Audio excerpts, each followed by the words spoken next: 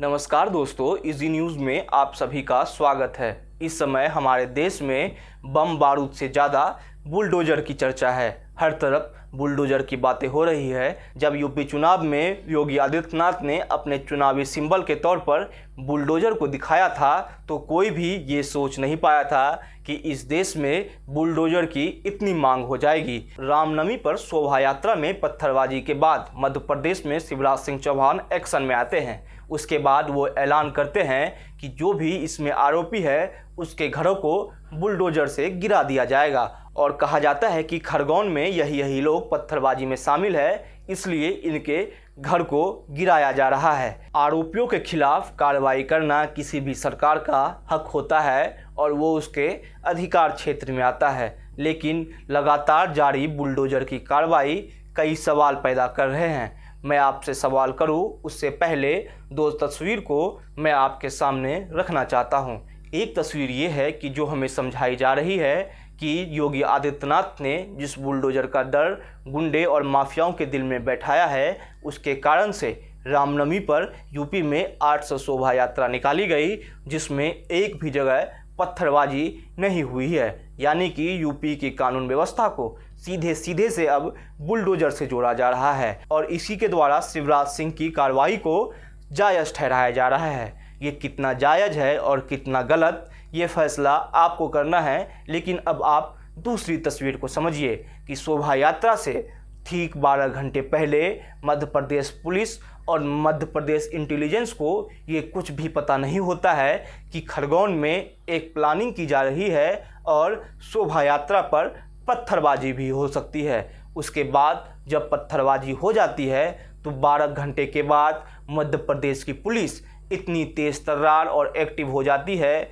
कि उसे सभी अपराधियों के बारे में पता चल जाता है, उसके घर के बारे में पता चल जाता है और यहाँ तक भी पता चल जाता है कि उसके घर अवैध तरीके से बने हुए हैं। शायद उसके घर अवैध तरीके से बने हुए होंगे, लेकिन जब वो घर अवैध तरीके से बन रहे थे तो मध्य प्रदेश प्रशासन उस वक्त कहाँ था? क्या खरगोन प्रशासन उस वक्त आंख मूंद कर सोई हुई थी? और सवाल ये है कि क्या 12 घंटे में उन सभी तस्वीर को एक साथ करके उन सभी दंगाइयों के बारे में पता लगा लिया गया है? क्या उन्हें जेल में भेज दिया गया है? अब तक की खबर तो यही है कि सभी को जेल में नहीं डाला जा सका है, लेकिन इतना ज़रूर है कि सभी के घर को गिरा दिया गया है। गुंडे माफियाओं के घर को गिराना एक तस्वीर ज़रूर हो सकती है जिसके साथ आप अपने वोट बैंक को एड्रेस कर सकते हैं, लेकिन सवाल यही है कि जिसे आपको उठाकर जेल में डालना हो वो बाहर घूम रहा है, क्योंकि घर को गिराना समाधान नहीं हो सकता है। एक घर किसी के लिए एक सपना होता है। उस घर का शख्स जिसने शोभा यात्रा पर पत्थरबाजी की थी, उसके लिए पूरे परिवार को दोषी नहीं ठहराया जा सकता है।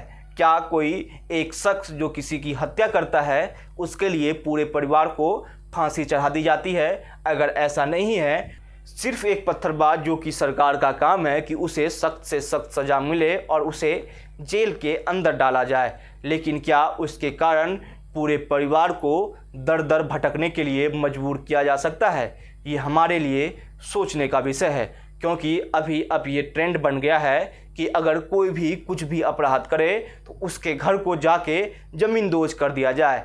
ये एक तरीके से एक प्रशासक को मजबूत छवि के लिए दिखाने के लिए तो ठीक है, लेकिन ये कहीं ना कहीं हमें उस गलत ट्रेंड के ओर लेके जा रहा है जो सभी के लिए नुकसानदेह हो सकता है। एक घर को बनाने में कितनी मेहनत होती है, शायद एक ये मध्यम वर्ग परिवार से ज़्यादा कोई ना जानता हो। इसलिए एक परिवार में एक शख्स की गलती, जो कि बहुत बड़ी गलती है, जिसने शोभा यात्रा पर जाकर पत्थरबाजी की है, अगर शिवराज सिंह चौहान अपनी छवि को ये मजबूत दिखाना चाहते हैं तो उनके ऊपर अब ये जिम्मेदारी है कि वो स्पीड ट्रायल करके सभी को दोषी साबित करे और उसे सबसे कड़ी सज़ा दिलवाए। लेकिन सवाल ये है कि क्या उसके कारण पूरे परिवार को घर से निकालकर बाहर किया जा सकता है? जो परिवार कितनी मेहनत से एक घर को बनाता है, क्या उस घर को भी गिराया जा सकता है?